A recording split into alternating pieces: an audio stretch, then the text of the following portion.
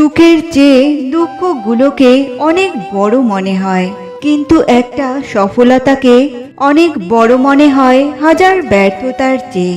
মানুষ হচ্ছে মেঘের মতো, তারা আসবে, তারা যাবে। আপনাকে থাকতে হবে আকাশের মতোই স্থির। অবুঝ মন নিয়ে খেলা করো না, কোনো নিষ্পাপ হৃদয়ে ব্যথা দিও না। সময় ঠিকই চলে যায়, তবে কথাগুলো মনে থেকে যায়। সকাল না হওয়া পর্যন্ত ফুলেরাও জানে না সে শ্মশানে যাবে নাকি মন্দিরে। তাই এত অহংকার করো না। আজও মানুষ আশাতেই বাঁধা। কেউ হয়তো আঘাত পেয়েছে আশা থেকেই, আবার কেউ বেঁচে আছে সেই আশা নিয়েই।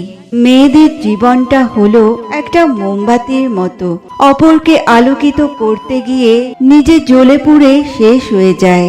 তবুও সেই দহনের ব্যথা কেউ বোঝে না। যদি কারো আচরণে বুঝতে পারো সে তোমাকে অবহেলা করছে, তবে কষ্ট হলেও নিজে থেকে সরে যাওয়াটাই ভালো। কারণ প্রিয় মানুষগুলোর অপ্রিয় কথা তোমার বাইরের দিকটা স্পর্শ না করলেও অন্তরে তীব্র বেদনা সৃষ্টি করবে।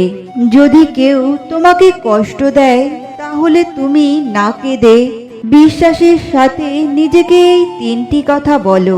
দেখবে সাথে সাথে কষ্ট কমে যাবে। 1.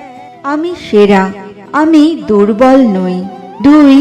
আমি নিশ্চয়ই পারবো সব কষ্টকে হার মানাতে। 3.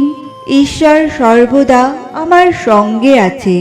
একদিন একজন পিতা তার ছেলে ও তাদের একটা গাধা নিয়ে গ্রামের দিকে ফিরছিল।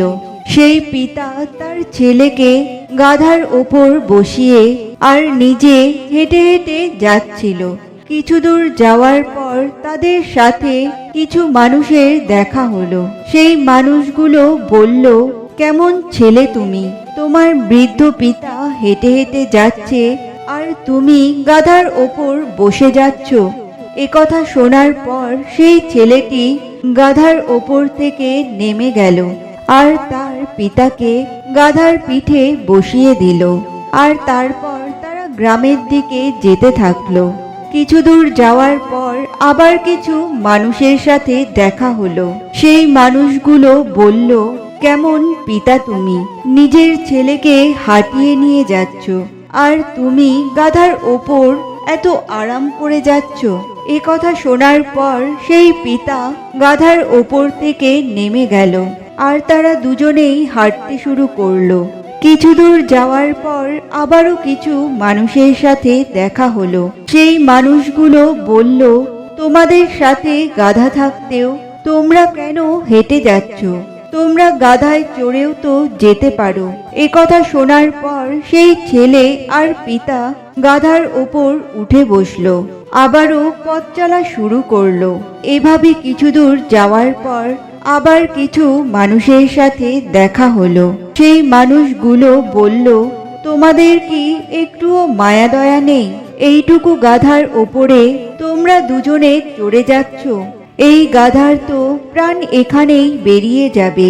এ কথা শোনার পর সেই ছেলে আর তার বাবার অনেক রাগ হলো আর তারা বুঝতে পারলো যে তারা যদি মানুষের কথা শোনে তাহলে তারা তাদের গ্রাম পর্যন্ত কোনোদিনও পৌঁছাতে পারবে না।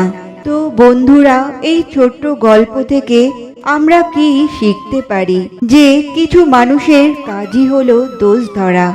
আপনার জীবনে অনেক মানুষ আসবে যারা আপনার সফলতা যেন না আসে এজন্য পেছন থেকে অনেক ধরনের নেগেটিভ কথা বলবে। আপনি যদি এই নেগেটিভ কথায় কান দেন তাহলে ওই ছেলে আর বাবার মতো কখনোই আপনার লক্ষ্যে পৌঁছাতে পারবেন না।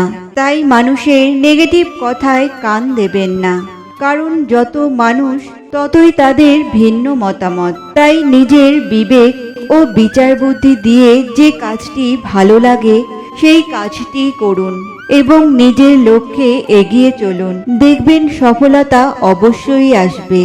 একজন পিতামাতার সন্তানকে লালন পালন করা সেদিন সার্থক হয় যেদিন তার সন্তান তাকে বলে, আর তোমায় কাজ করতে হবে না, এখন থেকে তুমি বাড়িতে থাকো, রেস্ট নাও।